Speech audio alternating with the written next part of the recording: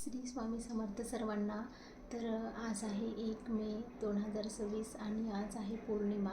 तर दर महिन्याची जी सत्यनारायण आपण पूजा करतो तर दर महिन्याला ती असते. तर बऱ्याच म्हणजे महिलांचे काल मला खूप कमेंट आल्या. इंस्टाग्रामवर मी एक रील पोस्ट केली होती सत्यनारायणाच्या पूजेची.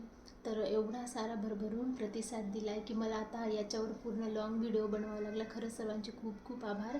आणि ती जी रील होती ती इतकी व्हायरल झाली की सर्वांना खरंच मनापासून थँक्यू. तर मी आज त्याच्यावरच व्हिडिओ घेऊन आलेली आहे. तर आज आहे पौर्णिमा.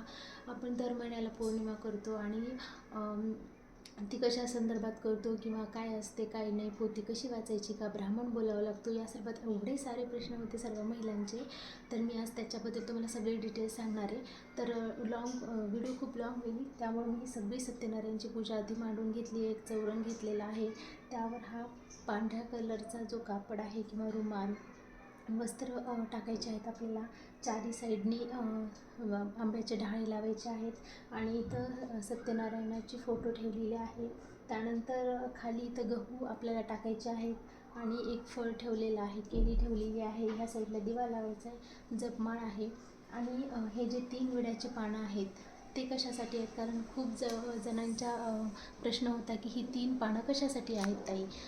तर ते मी तुम्हाला सांगते. आता आपण इकडल्या साईडनं बसतो आहे, तर माझा हा उजवा हात आहे. तर उजव्या हाताला जी पहिली सुपारी येते ती आहे ती गणपतीची आहे, म्हणजे आपल्या श्री गणेशाची. कारण प्रत्येक ज्या चांगल्या शुभ मुहूर्ताची आपण सुरुवात करतो ती श्री गणेशाने, त्यामुळे ही आहे गणपतीची सुपारी. दुसरी आहे ती कुलदेवतेची आहे आणि तिसरी आहे तर ती वरुण देवतेची आहे.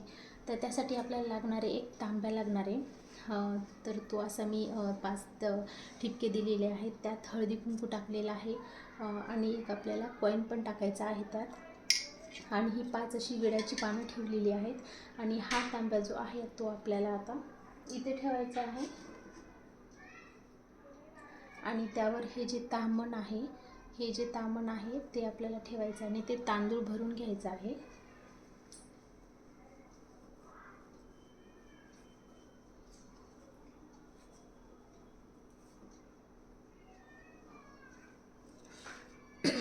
तर इकडे आपला प्रसादाचा शिरा तयार आहे.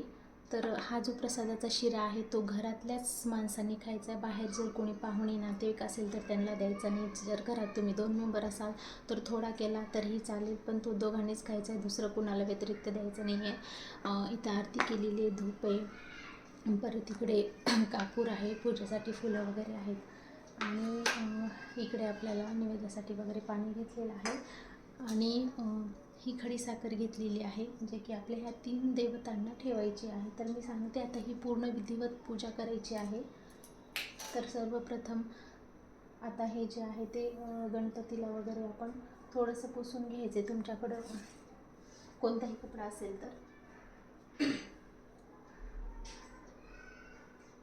आणि हे करता वेळेस ओम श्री गणेशाय नमः म्हणायचे. दुसऱ्या वेळेस जी सुपारी आहे त्याला श्री कुलदेवताय नमः आणि तिसऱ्या वेळेची जी आहे ते वरुण देवताय नमः असं आपल्याला म्हणायचं, पठण करायचं.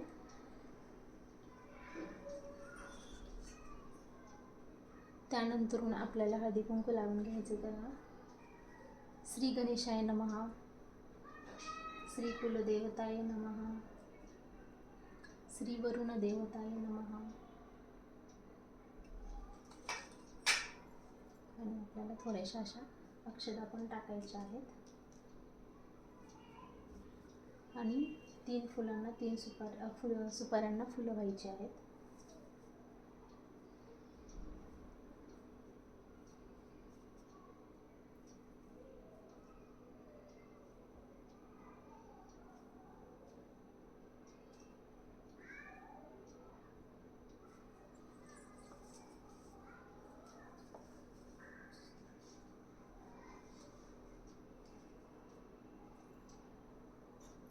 आणि हा जो खडीसाखर आहे यात तुम्ही गूळ घेऊ शकता, साखर घेऊ शकता, पेढा घेऊ शकता किंवा अशी जी खडीसाखर असतात ते घेऊ शकता. तर सर्वात बेस्ट साखर किंवा खडीसाखरच मी ठेवते, तर तुम्ही सुद्धा हे ठेवलं तरी चालेल, सोपं आहे.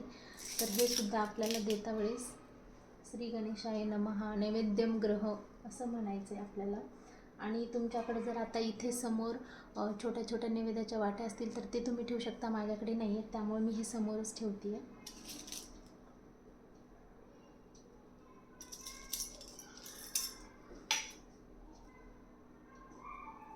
आणि असं केल्याच्यानंतर आपल्याला हे प्रत्येक वेगवेगळ्यांना पाणी फिरवायचं आहे आणि नमस्कार करून घ्यायचा आहे.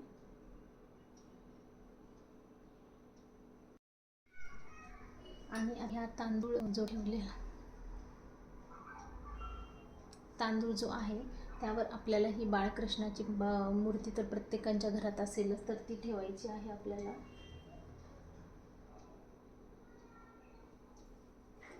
त्याला पण हळदी कुंकू लावून घ्यायचं आहे.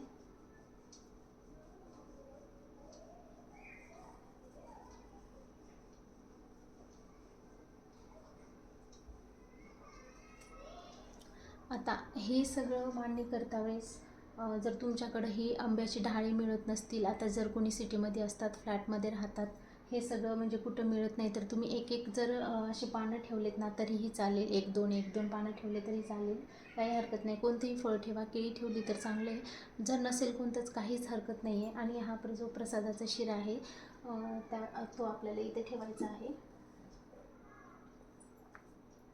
आणि सर्वात शेवटी अध्याय वाचून झाल्याच्यानंतर हे जे आहेत ते नैवेद्य वगैरे इथं ठेवू शकता तुम्ही. फुलं वगैरे आहेत आणि हे आरतीचं ताट आहे.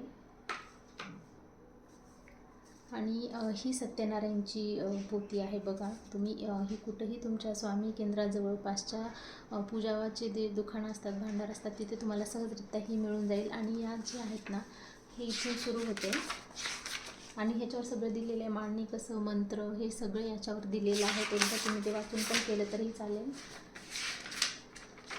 आणि इथून अध्याय पहिला हे सुरू होतो तर शेवटी अध्याय 5वा आहे तिथंपर्यंत आपल्याला पठण करायचं आहे. त्यानंतर ही जी सत्यनारायणची आरती आहे ती सर्वात शेवटी म्हणायची आपल्याला.